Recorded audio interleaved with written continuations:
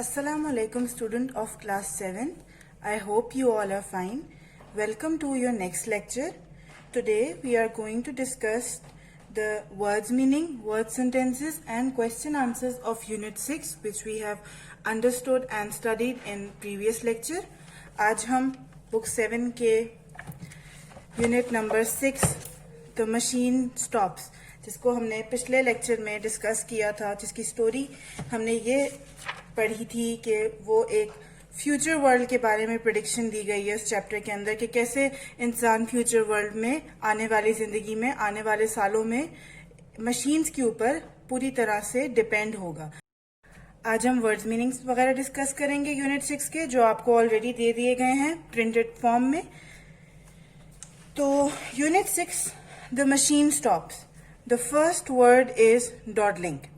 Dawdling means moving slowly or wasting time. इसका उर्दू में क्या मायनी है? उर्दू में मायनी है वक्त जाया करना। Isolation, to set apart from others, separation, दूसरों से अलग कर देना।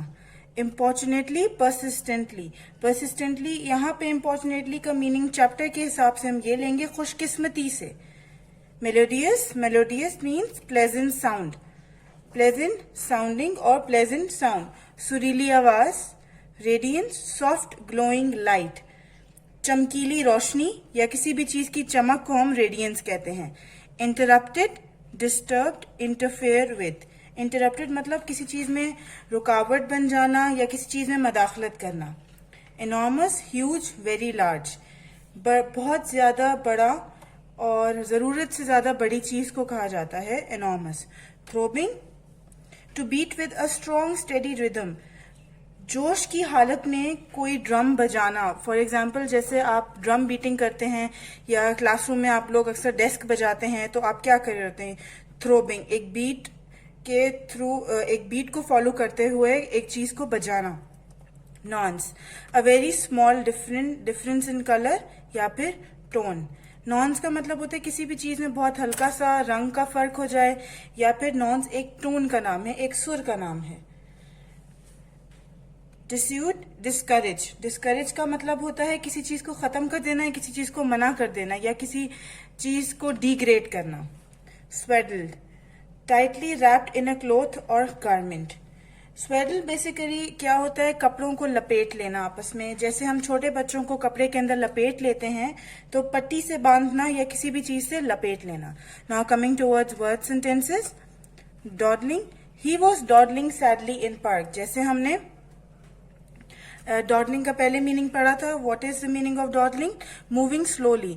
ही was moving slowly and sadly in park. वो पार्क के अंदर उदास घूम रहा था। Melodious, he sang a melodious song on his success. Melodious means सुरीली। अब उसने अपनी सक्सेस यानी कामयाबी पे सुरीला गाना गाया। Throb, his finger throbbed with pain. Throbbed का क्या मतलब है?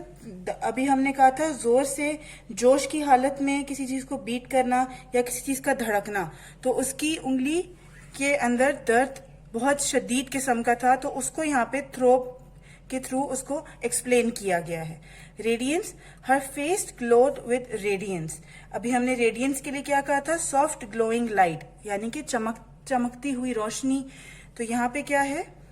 हर फेस ग्लोड विद रेडियंस, उसके चेहरे पे उसका चेहरा एक खूबसूरत चमकती हुई रोशनी, मतलब उसका चेहरा चमक रहा था। Now enormous, they lived in an enormous house. वो एक बहुत बड़े घर में रहते हैं। Swaddled, the kidnapper swaddled the kidnapped boy in carpet, यानी कि अगवा करने वाले लोगों ने उस बच्चे को जिसको उन्होंने किडनैप किया था एक कारपेट के अंदर लपेट लिया। Isolate, when he wants to work he isolate himself from other. जब उसको काम करना होता है तो वो अपने आप को सबसे बहुत ज्यादा दूर कर लेता है।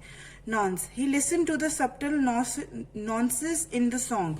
उसने गाने के अंदर की खूबसूरत सी टोन को, खूबसूरत से सुर को सुना।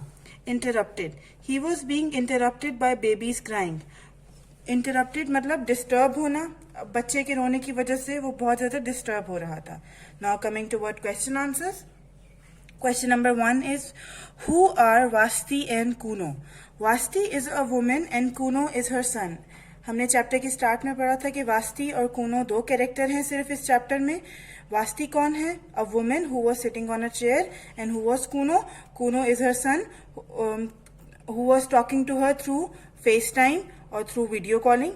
Question number 2, why can Vasti only talk to Kuno for 5 minutes?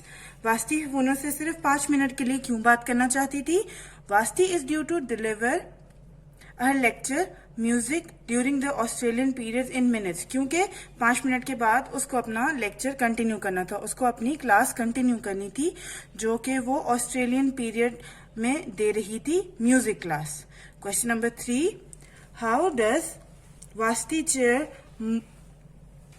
move around her room? Vasti moves around in a mechanical chair. Vasti किस तरह मूव करती थी? वास्ती जो है वो मैकेनिकल चेयर में मूव करती थी।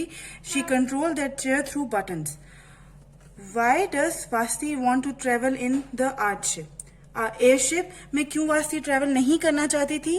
क्योंकि because Vasti doesn't want to travel in the airship because she dislikes seeing the horrible brown earth, the sea and the stars in the dark.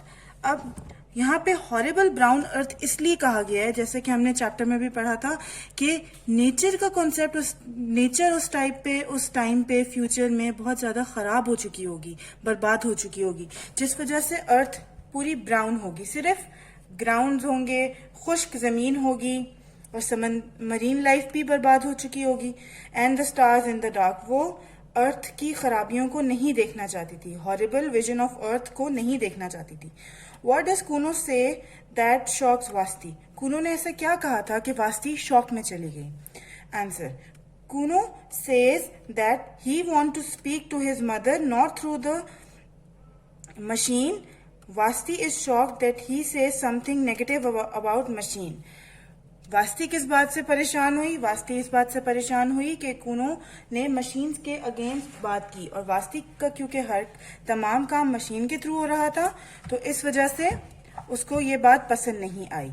अब आप लोगों ने क्या करना है कि इसके मीनिंग्स याद करने हैं, अच्छे से इसकी सेंटेंसेस याद करने हैं, और अपने पेरेंट्स को, अपने बड़े भाई बहन को, जिसको भी या जिससे भी आप पढ़ाई करते हैं, उनको एक आपने टेस्ट देना है।